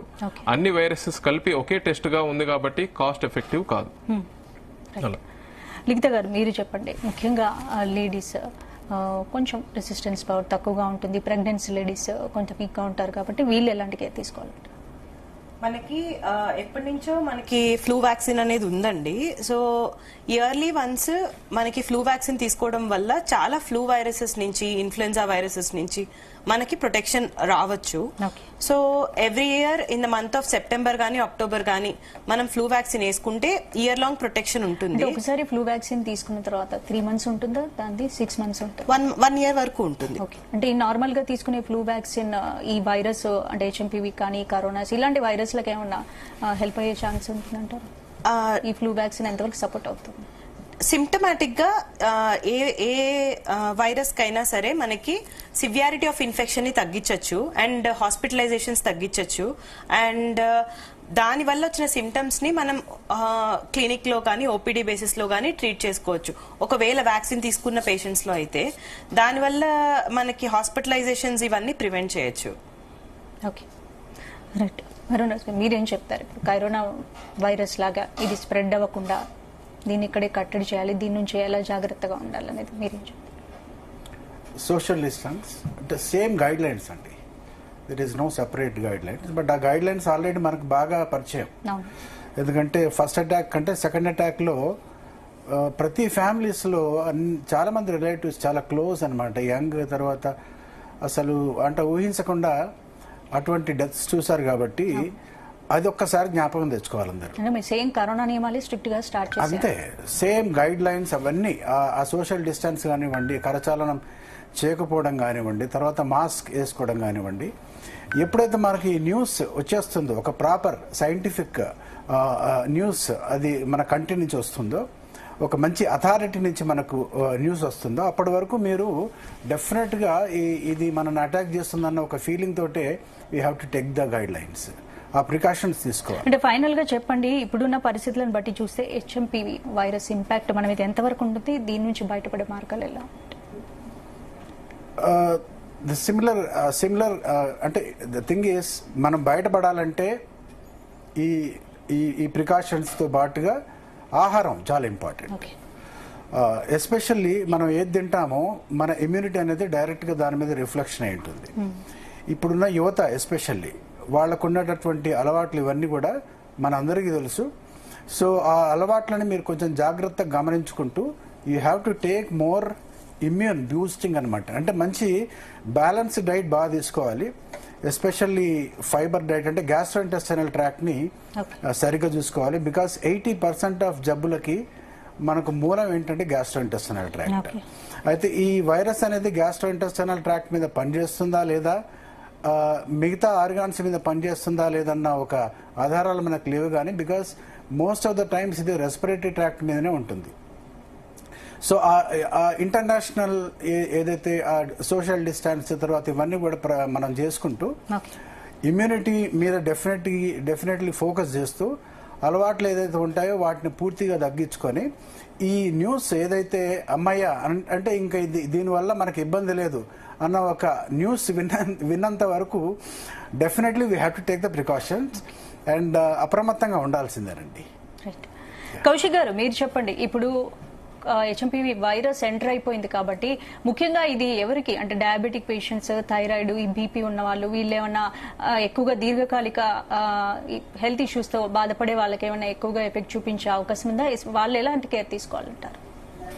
అంటే ఎవరు యూజువల్లీ ఇమ్యూనిటీ ఎవరికైతే తక్కువ ఉంటుందో వాళ్ళే. ఇందాక డాక్టర్ గారు చెప్పినట్టుగా పిల్లలు, usually less than 5 years age ఉన్న వాళ్ళు, ప్లస్ అబోవ్ 60-65 years ఉన్న వాళ్ళు మేజర్ గా ఎఫెక్ట్ అయ్యే పాపులేషన్. అది కాకుండా ఆల్రెడీ శ్వాసకోశ సంబంధిత వ్యాధులు ఉన్న వాళ్ళు, ఎవరైతే ఆస్తమా కానివ్వండి, సిఓపిడి కానివ్వండి, already previous lung infections, lung కి సంబంధించిన పల్మరీ ఫైబ్రోసిస్ అంటారు, అట్లాంటి ఏమన్నా ఉన్న వాళ్ళు already they have lung compromise. So వాళ్ళకి ఈజీగా ఇన్ఫెక్షన్ అనేది అటాక్ అయ్యే అవకాశాలు ఉంటాయి అనమాట. అంతేకాకుండా ఇందాక మీరు చెప్పినట్టుగా ప్రెగ్నెంట్ ఫీమేల్స్ కొంచెం relatively they have less immunity during pregnancy. So అది కాకుండా ఎవరికైతే మనకు అంటే డెఫిషియన్సీస్ ఉన్న వాళ్ళు, యూజువల్లీ అంటే ఐరన్ డెఫిషియన్సీ కానివ్వండి, ఆహార సంబంధిత సరిగ్గా తీసుకోకుండా ఉన్న వాళ్ళు ఎవరైతే, సో ప్లస్ ఒబేసిటీ ఇందాక డాక్టర్ గారు చెప్పినట్లుగా, plus diabetes is also uncontrolled diabetes ఉన్న వాళ్ళు. డయాబెటీస్ ఉన్న ప్రతి ఒక్కరికి ఇమ్యూనిటీ తక్కువ ఉంటుందని కాదు, యూజువలీ అన్కంట్రోల్డ్ డయాబెటీస్ ఉన్న వాళ్ళు, సో థైరాయిడ్, సో ఇట్లాంటి వాళ్ళు they are more prone for this virus. Usually వాళ్ళైనా కానీ తీసుకోవాల్సింది బలవంతమైన ఆహారం ప్లస్ ఇమ్యూనిటీ కోసము. దాని తర్వాత నెక్స్ట్ మన ఈ ప్రికాషన్స్ ఏవైతే ఉన్నాయో, లైక్ మాస్క్ కంపల్సరీగా వాడడము, ఎక్కువ పబ్లిక్ లో క్రౌడెడ్ ప్లేసెస్ లోకి వెళ్ళకపోవడము, ప్లస్ రెగ్యులర్ గా హ్యాండ్ వాష్ చేసుకోవడము, కాఫ్ స్నీజ్ వచ్చినప్పుడు చేయగానే ఏదైనా అడ్డు పెట్టుకోవడం, ఎవరైనా ఆల్రెడీ రెస్పిరేటరీ ఇన్ఫెక్షన్స్ ఉన్న వాళ్ళకి దూరంగా ఉండడం. So these are the things we have to do. Okay, Jagannath గారు మీరు చెప్పండి, ఎలాంటి కేర్ తీసుకోవాలంటారు? జాగ్రత్తలు అనేటువంటి కరోనా సమయంలో మనం ఏం తీసుకోవాలనేటువంటి కొంతవరకు జనాభా చాలా మందికి ట్రైనింగ్ అయ్యి ఉన్నారండి. ఆ విషయాలు ఎప్పటికప్పుడు తెలియజేస్తూ ఉండడం. అయితే ఇక్కడ నేను చెప్పాల్సిన ఒక ముఖ్యమైనటువంటి విషయం నేను చెప్పదలుచుకున్నది ఏంటంటే, కంక్లూడింగ్ వచ్చేస్తున్నాం కాబట్టి, ప్రపంచంలో మనం చూసినట్టయితే 5 సంవత్సరాల క్రితం మనకి కోవిడ్ అవుట్ బ్రేక్ అయిన ప్రపంచం అంతా 5 సంవత్సరాలు తిరగలేదు. మళ్ళీ ఇప్పుడు ఒక కొత్త వైరస్, అంటే వైరస్ బాధే కావచ్చు కానీ అది అవుట్ బ్రేక్ అవుతున్నట్టుగా కనిపిస్తోంది. దీనివల్ల మనకు తెలుస్తున్న విషయం ఏమిటంటే, రాబోయే కాలంలో మనకి రకరకాల ఇన్ఫెక్షన్స్ డిసీజెస్ మీద ఖచ్చితంగా మరింత ఫోకస్ చేయాల్సినటువంటి అవసరం కనిపిస్తోంది. అంటే ఇది వైరస్ వచ్చి మన మీద పడ్డ తర్వాత కంగారు పడడం కాకుండా దీనికి సంబంధించినటువంటి పరిశోధనలు ఇప్పటి నుంచి కూడా ప్రారంభం చేసి మరిన్ని పరిశోధనలు మనం దేశంలో పెంచుకోవాల్సినటువంటి అవసరం కనిపిస్తోంది. పరిశోధనాశాలలకి వైద్యశాలలకి మధ్య కొంత లింక్ ఏర్పాటు చేసి మనకు వస్తున్నటువంటి వైరసెస్ ఏం వస్తున్నాయి, ఎలా ఉంటున్నాయి, రాబోయే కాలంలో వచ్చే ఇన్ఫెక్షన్స్ వైరస్ మనం ఏ ప్రికాషన్స్ తీసుకోవాలి, ఇటువంటివి ఏదైనా పాండమిక్ అవుట్ బ్రేక్ అయితే తక్కువ కాలంలో డిటెక్షన్ కిట్స్, దానికి సంబంధించినటువంటి మందులు, నివృత్తి మార్గాలు లేదా ఇమ్యూనిటీ ఇచ్చే వ్యాక్సిన్స్ త్వరితగతిని ఎలా తయారు చేసుకోవాలి అనేటటువంటి దాని మీద మనం ఫోకస్ చేసి, ఎందుకంటే ఇప్పుడంటే అవుట్ బ్రేక్ కనిపిస్తోంది. ఈ మాట ఎందుకు చెబుతున్నానంటే, నేను చైనాలో వుహాన్ ల్యాబొరేటరీలో చేసినటువంటిది రీసెర్చ్ అండి, గెయిన్ ఆఫ్ ఫంక్షన్ అనేటువంటి రీసెర్చ్ ద్వారా వచ్చింది. గెయిన్ ఆఫ్ ఫంక్షన్ అంటే ఏంటంటే, ఒక సాధారణంగా ఉండే వైరస్ ని ప్యాథోజెనిక్ వైరస్ గా మనం మార్చాలి అంటే దాంట్లో ఏ రకమైనటువంటి న్యూక్లియోటైడ్లో మార్పులు తీసుకురావాలి అనేటటువంటి చేస్తూ దాని ఫంక్షన్ ని మనం మెజర్ చేసుకుంటూ దాని శక్తి సామర్థ్యాలు పెంచి ఎక్కువ ఇన్ఫెక్షన్ వచ్చేటట్టుగాను చేయొచ్చు, లేదా ఇన్ఫెక్షన్ తగ్గించే విధంగానూ చేయొచ్చు. ఇటువంటి గెయిన్ ఆఫ్ ఫంక్షన్స్ తో చేసినటువంటి పరిశోధనల శాల నుంచి ఏదైనా లీక్ అయింది అనుకోండి, అందుకని ల్యాబ్ లీక్ థియరీ గురించి కొంత బేసిస్ వచ్చింది, అందుకని అనుమానించారు. ఇటువంటివి ఎక్కడ జరుగుతాయి, ఏ దేశంలో జరుగుతాయి ఎవరు చెప్పలేం, ఎక్కడ అవుట్ బ్రేక్ అవుతాయని చెప్పలేం. కాబట్టి మన దేశం కూడా ఆత్మనిర్భర్ భారత్ అంటే ఇటువంటి ఇన్ఫెక్షన్స్ డిసీజెస్ లో మనకి మనం సమయం సమృద్ధిగా కనుక లేకపోతే వేరే దేశాల నుంచి వచ్చినటువంటి దాన్ని ఎప్పటికప్పుడు మనం సడన్ గా ఎదుర్కోవాల్సిన పరిస్థితి వస్తే, ఆ వ్యాక్సిన్ వాళ్ళ దగ్గరే కొనుక్కోవాల్సిన పరిస్థితి వస్తే ఎంత దుర్భరంగా ఉంటుందో ఆలోచించండి. కోవిడ్ సమయంలో మన దేశంలో ఇంతమందికి 140 కోట్ల మందికి కూడా వ్యాక్సిన్లు సప్లై చేసి మన మోడీ గారి ప్రభుత్వం ఎంతో ప్రాణాలు కాపాడడం, అందరికీ ఉచితంగా వ్యాక్సిన్లు పంపిణీ చేయడం అనేటువంటిది మన దేశంలోనే వ్యాక్సిన్లు తయారు చేసుకోవడం. మన దేశానికి ఎవరు వ్యాక్సిన్ ఇవ్వడానికి సిద్ధంగా లేరు. కాబట్టి అటువంటి శక్తి సామర్థ్యాలని మరింతగా మనం పెంచుకోవాల్సిన అవసరం. అంటే జగన్నాథం గారు కరోనా బారిన పడ్డప్పుడు హాస్పిటల్లో బెడ్ కూడా దొరకని పరిస్థితి ఏర్పడింది. మరి ఇప్పుడు HMPV వైరస్ గనక పెరిగితే అలాంటి పరిస్థితి ఏమన్నా మళ్ళీ వచ్చే ఛాన్స్ ఉందంటారా? ప్రస్తుతం ఈ వైరస్ కి అంతటి భయంకరమైనటువంటి పరిస్థితులు రావు అని అనుకుంటున్నాం. కారణం ఏంటంటే, ఒకటి స్ప్రెడ్, రెండోది ఇన్ఫెక్షన్. ఈ రెండు కూడా తక్కువగానే ఉన్నాయి. ఈ వైరస్ కి తక్కువగా ఉన్నట్టుగా మనకు తెలుస్తోంది. అయితే హాస్పిటల్లో ఉన్న వాళ్ళకి ఇన్ఫెక్షన్ ఎలా వచ్చింది? ట్రావెల్ హిస్టరీ కూడా లేదు కదా. అంటే హాస్పిటల్కి వచ్చిన వాళ్ళు, హాస్పిటల్ వీళ్ళని చూడడానికి వచ్చిన వాళ్ళు, లేదా అక్కడ ట్రీట్మెంట్ చేస్తున్న వాళ్ళు ఎవరో ఒకరికి ఇన్ఫెక్షన్ ఎక్కడి నుంచో వచ్చి ఉండొచ్చు. ఇక్కడ వీళ్ళకే రావాలన్న పరిస్థితి లేదు. కాబట్టి ఇది సడన్ గా వచ్చింది. కాబట్టి ఇలాంటి పరిస్థితుల్లో, అటువంటి పరిస్థితుల్లో అవుట్ బ్రేక్ ఎక్కడైనా కావచ్చు. అందుకని మన జాగ్రత్తలు మనం తీసుకోవాలి. అటువంటి పరిశోధనల మీద మనం కనుక మరింత దృష్టి సారిస్తే ఇటువంటి అవుట్ బ్రేక్స్ ఏమొచ్చినప్పటికీ కూడా మనం సంసిద్ధులుగా ఉంటాం. కాబట్టి మరింతగా పరిశోధనాశాలల్లో కూడా పరిశోధన పెంచాలి అనేటువంటిది. ప్రస్తుతం అయితే ఈ వైరస్ కి అంత కంగారు పడాల్సినటువంటి అవసరం అయితే కనిపించట్లేదు. అలానే అప్రమత్తంగా ఉండొద్దని మాత్రం చెప్పట్లేదు. ప్రతి ఒక్కరూ అప్రమత్తంగా ఉండి తీరాల్సిందే. Okay, right. ఉదయ్ గారు, ఎందుకు మరి అందరూ భయపడుతున్నారు వైరస్ గురించి? అంటే కరోనా ఎఫెక్ట్ వల్ల భయపడుతున్నారా, లేదంటే నిజంగా దీని స్ప్రెడ్ ఏమైనా ఎక్కువగా అయ్యే ఛాన్స్ ఉందా? ఎందుకంటే మనం మొన్నటి వరకు చైనాలో కేసుల గురించి మాట్లాడుకునే లోపే 4 కేసులు నమోదయ్యాయని చెప్పేస్తున్నారు. మనం ఎందుకు ఎక్కువగా ఆలోచిస్తున్నాము అంటే, ఆ కేసెస్ నమోదు ఎక్కువ అవుతున్నాయి అని చెప్పేసి తెలిసినప్పుడే దాని గురించి ఆలోచిస్తున్నాం. కానీ ఈ వైరస్ యొక్క ప్రెజెన్స్ చూసుకుంటే నెదర్లాండ్స్ లో ఎప్పుడో ఫస్ట్ డిటెక్ట్ అయింది. 60 సంవత్సరాల నుంచి ఈ వైరస్ సర్క్యులేషన్ లో ఉంది. ఎప్పుడూ అడపా కేసులు వస్తున్నాయి. చిన్న చిత్తగా సిమ్టమ్స్ తో పాటు పేషెంట్ రికవర్ అవుతున్నారు. కానీ అక్కడ నెంబర్ ఆఫ్ కేసెస్ సడన్ గా ఓవర్ ఏ షార్ట్ పీరియడ్ ఎక్కువగా నమోదు కాలేదు. కాబట్టి ఇప్పుడు ఏమవుతుంది, కరోనాలో కూడా షార్ట్ పీరియడ్ లో ఒకే మాదిరిగా సిమ్టమ్స్ చాలా మంది ఒకేసారి రావడం జరిగినప్పుడు దాని గురించి ఆలోచిస్తున్నారు.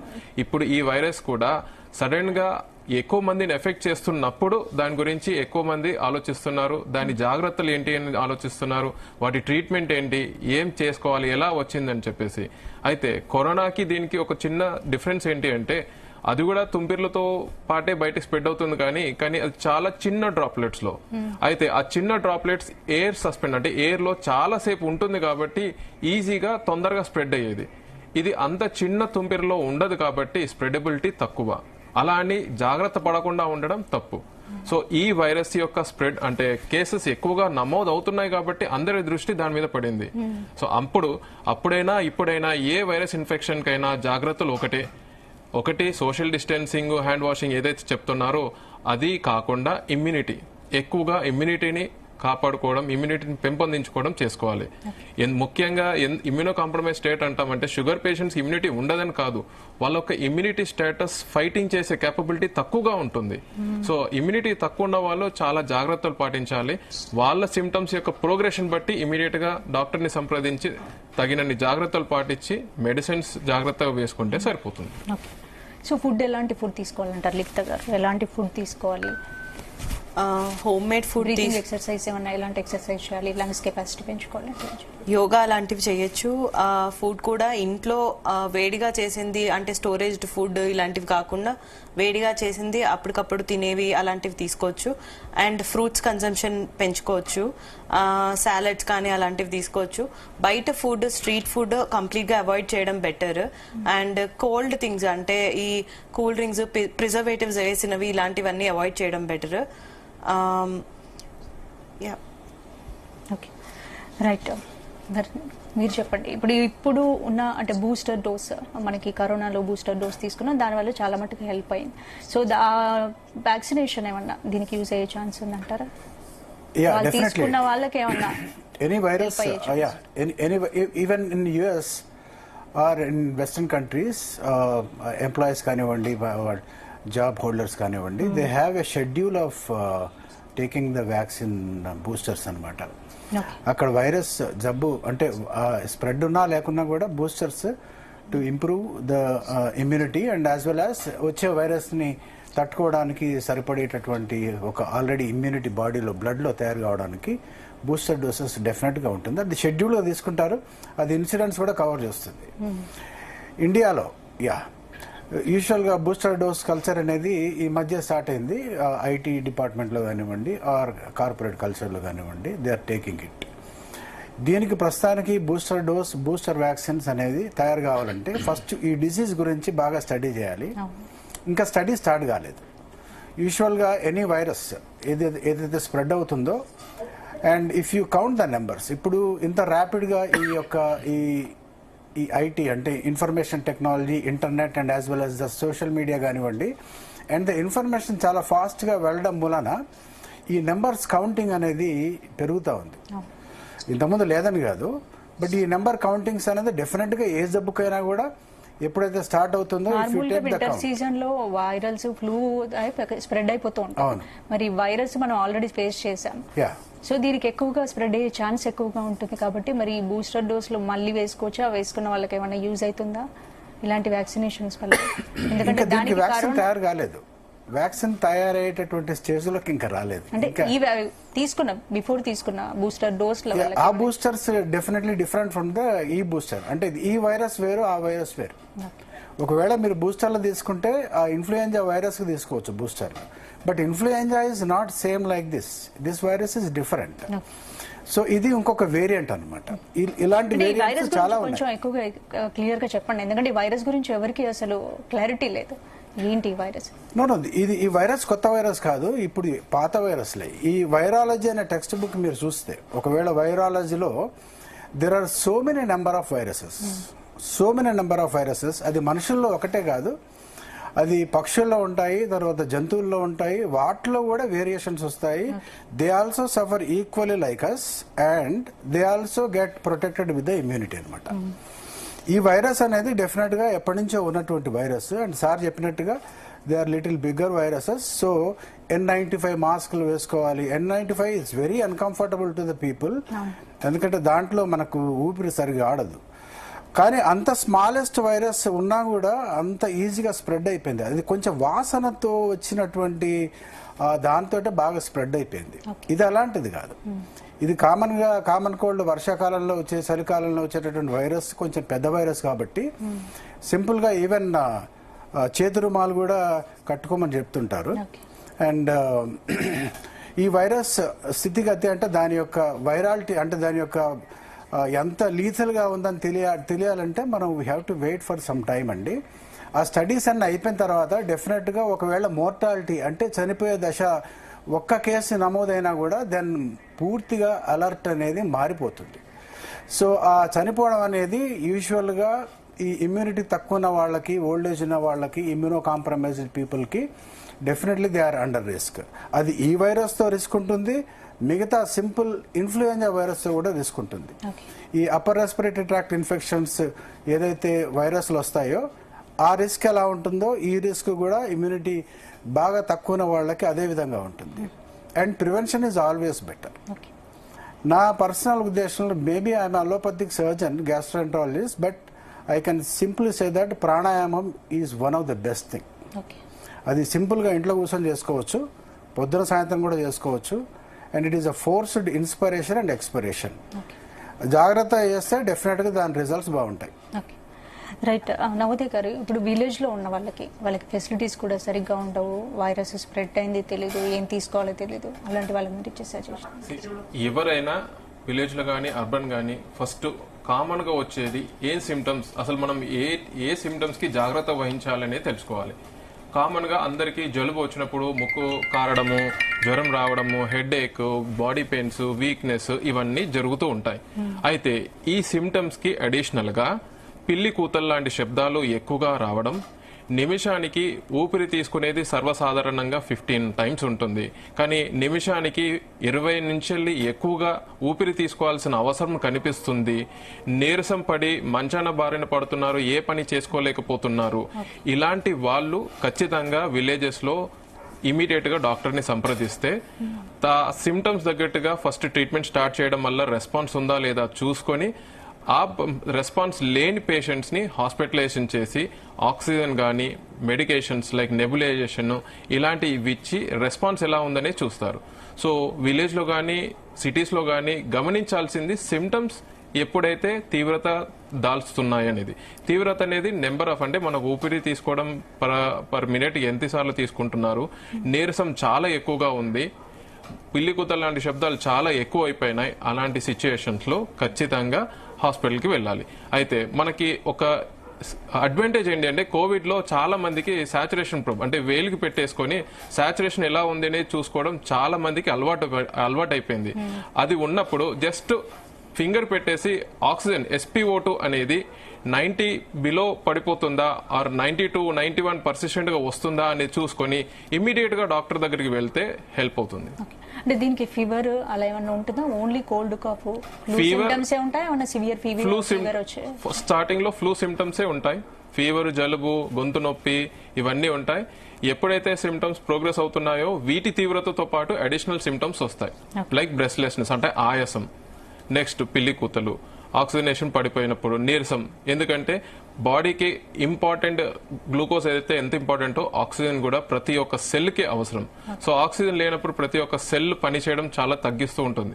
సో ఇలాంటి సిమ్టమ్స్ స్లోగా ప్రోగ్రెస్ అయినప్పుడు ఆ సిమ్టమ్స్ ని దృష్టిలో పెట్టుకొని ఇమీడియట్ గా డాక్టర్ దగ్గరికి వెళ్తే ఫాస్ట్ గా ట్రీట్మెంట్ స్టార్ట్ చేసినప్పుడు చాలా వరకు సిమ్టమ్స్ తొందరగానే సెట్ అయిపోతుంటాయి.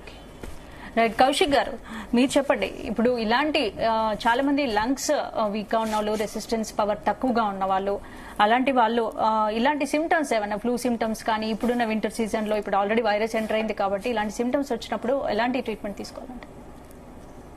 ముందుగా వాళ్ళు అంటే ఎప్పుడైతే లంగ్ ఆల్రెడీ ప్రీవియస్ గా లంగ్ ఎఫెక్ట్ అయిన వాళ్ళు, ఆస్తమా ఉన్న వాళ్ళు, COPD ఉన్న వాళ్ళు, అంటే ఇప్పుడు డాక్టర్ గారు చెప్పినట్టు నార్మల్ పేషెంట్లు అయితే ఏదైతే ట్రీట్మెంట్ తీసుకోవాలో వాళ్ళు కూడా అదే తీసుకోవాలి. కాకపోతే ముందు before that they have to be precautionary, ముందు జాగ్రత్తగా ఉండాలి. ప్రతి సీజన్ లోనూ వాళ్ళకి ఇన్ఫెక్షన్ వచ్చే ఛాన్సెస్ ఎక్కువ ఉంటాయి కాబట్టి వాళ్ళు ఆ కోల్డ్ థింగ్స్ ని అవాయిడ్ చేయడము, ప్లస్ దాని తర్వాత మాస్క్ సాధ్యమైనంత వరకు మాస్క్ పెట్టుకోవడము, లేదా అట్లీస్ట్ చేతి రుమాలతోనైనా కవర్ చేసుకోవడము.